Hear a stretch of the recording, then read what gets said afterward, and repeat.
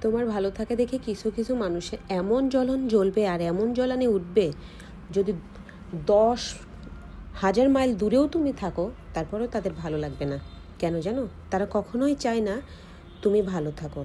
তোমাকে ভালো রাখার জন্য যা যা করার তা তো কখনোই করবে না, বরঞ্চ তোমাকে নিচে নামানোর জন্য যা যা করার দরকার করবে।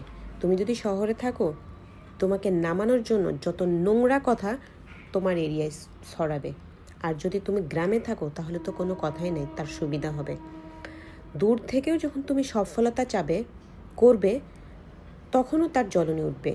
কারণটা হচ্ছে, সে রূপ ধরে যে আসছে তোমার ক্ষতি করার জন্য, সেটা তারা সাকসেস হয় নাই। আর হয় নাই বিধায় তারা জ্বলতেছে। আর এই জ্বলনই তাদের ঘুমাইতেও দেয় না। তাই বলে কি তুমি খারাপ থাকবে? Never ever. তাদেরকে দেখিয়ে নিজে ভালো থাকো এবং তোমার ফ্যামিলিকে টেক কেয়ার করো।